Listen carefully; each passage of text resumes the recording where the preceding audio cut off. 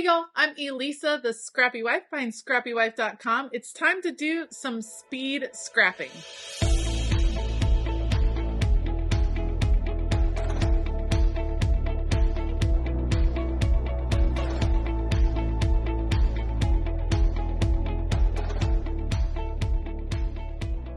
All right, so I fell behind in my memory keeping during the spring. One of my goals this summer is to get caught up. So I'm going to do 2 weeks of memory planning. I'm going to use the same theme for both weeks. I have all of these like super cute ephemera pieces. I think I got them from Hobby Lobby. I just love, like, feel like summer to me. I love like the kind of desert feel. I pulled those to use. I printed my pictures at home. And then so far I've pulled this storyline piece from Heidi Swap. Some of the muted colors I think will go pretty well with this. So we'll kind of see and piece some pieces together. But we're going to make this quick and simple and easy. And I'm going to show you how I'm going to do 2 spreads at one time. Let's go.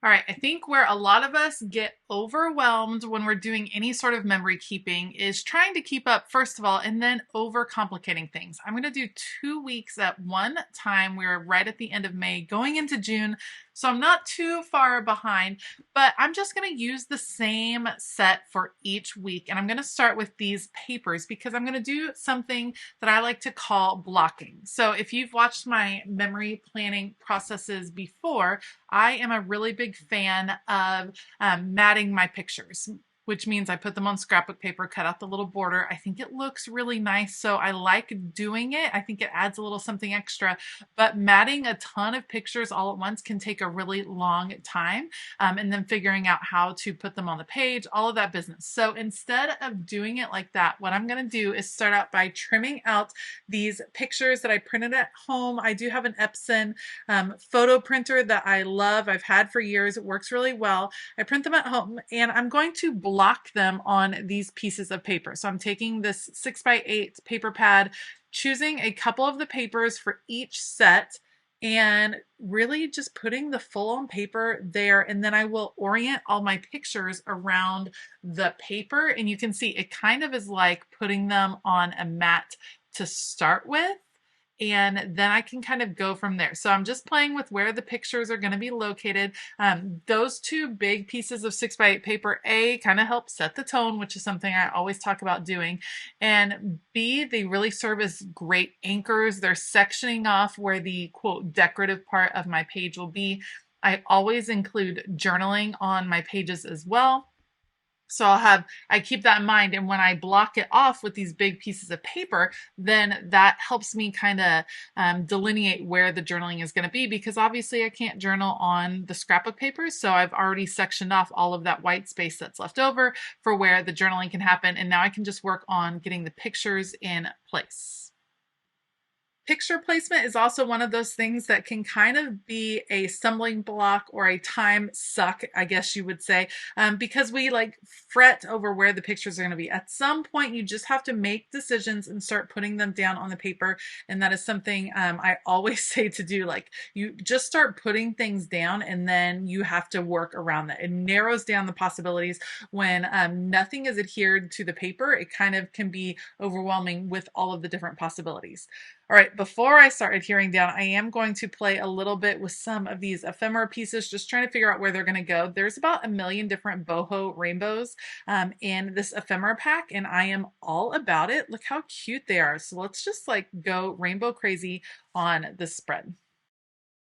All right, once I know the basic gist of where everything's going to go, I'm going to start putting things down on paper. Sometimes I end up changing my mind kind of in the flow as I'm putting things down, but for the most part, things are going to end up exactly where I had them. They might shift ever so slightly, but you can see orienting them around where that paper is. I'm softening the edge of the paper. Something else I talk about all of the time, when you have so many rectangles and sharp edges to your photos, it's nice to use the ephemera, the stickers, whatever it is you're using to decorate, to kind of soften where those are going to go. And that's what I'm going to do in this case. So adding a few more ephemera pieces here and there. Shine bright, super cute, loving the summer feels. I know that those blues in the water are really bright blues and they don't necessarily go with the boho theme of the spread, but I try to not fight the colors on the pictures. I think of all of the photos as neutral. If they are really strong colors like those blues, yes,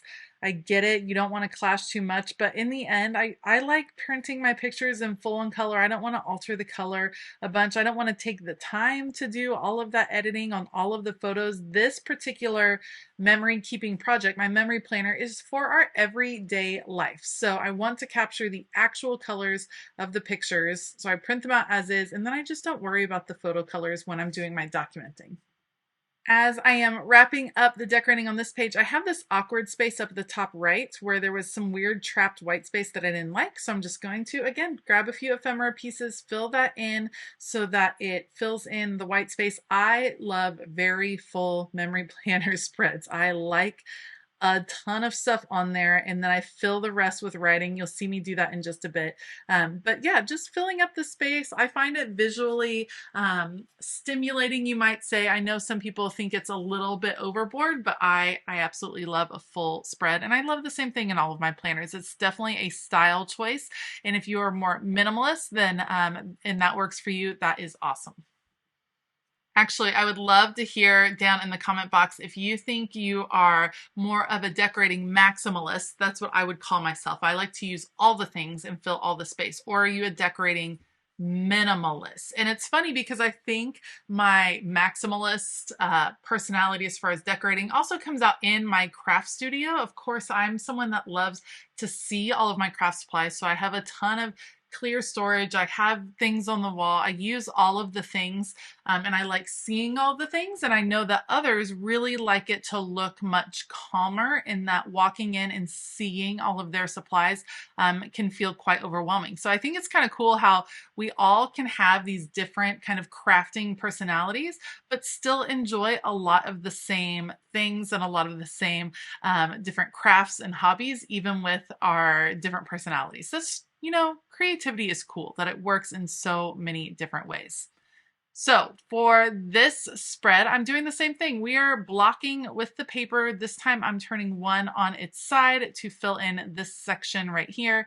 But again, I have less pictures for this particular week, so it's a little bit easier to fit them all on the paper.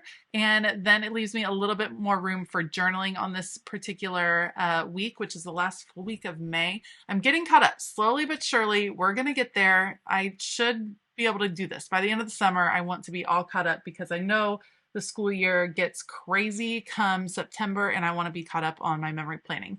All right, again, working on some of these edges, putting in a few ephemera pieces just to soften things here and there, trying to figure out where things will go. And it's really just about playing with the placement and not second guessing yourself too much. Just pick out the pieces you like. That sun I really, really liked, but it wasn't working for me. I think my favorite piece was the big plant over to the left. And so I kind of wanted to follow that feel in multiple places. So we're going to go with some abstract shapes and things like that. I also love including words. You all know that about me. So I'm just figuring out what works around these photos, how things might fit in, and then going from there. I am keeping in mind, again, where my journaling is going to go. Because of the blocked paper, you can see I have limited white space where the journaling is going to go. I don't have a ton to say this particular week. I obviously didn't have a ton of pictures. It was kind of just a typical week, so we'll just have a few things to talk about. I don't need a ton of journaling room for this page, so it's okay that I'm covering up some of the white space with some more ephemera. And you'll see as I start to actually put things down on the page, that kind of increases even more. So I have my basic layout, time to start securing things down to the page. Again, something I always follow when I'm doing memory planning is I start big and go smaller. So I start with the biggest pieces on the page, which in this case were these huge, the 6x8 paper in the background. And then the photos are the next biggest, and then ephemera, working from big ephemera like No Bad Days to smaller ephemera as we kind of go down the line. So I had this I wanted one here. I had this trapped white space. I ended up layering those two. I kind of like it. It looks like kind of like stacked stones or something. I think that looks pretty cool. Plus it has the sun and the moon, which I think looks really neat. I love the abstract shapes with this whole bohemian feel. I need to use this ephemera more often. It's just so adorable. Super, super cute. So let's add a few pieces in here and loving it. All right, I'm gonna trim off the edges and then I'm going to pull out my T-square ruler. So I always add in my own lines for journaling. That is an extra step. You definitely don't need to do that. If you just want to write in those boxes, by all means, write in the boxes. I just like adding in the journaling lines so that I can keep my journaling straight because I don't trust myself. I'm sure I would end up like veering off to one slant or the other. Then once the journaling lines are in place, I will take a little time, do the journaling. This probably is what takes the longest. If I'm being completely honest, what takes the longest of any memory planning spread is writing out the journaling. So if you don't want to do the journaling, that will definitely save you time. I always like to have it. I like it to be in my own handwriting because I think my kids will appreciate that as they kind of go through these memory planning scrapbook things, I guess, someday. So I like that my own handwriting is in there. And that's going to wrap it up for these spreads. I will link the supplies that I can down below. Again, the ephemera set is from Hobby Lobby, so you can check your local Hobby Lobby to see if you can find it. I want to give a huge shout out to all of my Patreon members. Thank you all so much for your support. It is a fun, quirky community over there on Patreon and one that I think you would find a lot of joy in. So if you want to check it out and see what Patreon has to offer and what we have going on over there, then you can check the link for Patreon down in the description box below. All right. I hope that you have a fabulous day. And as always, keep it creative.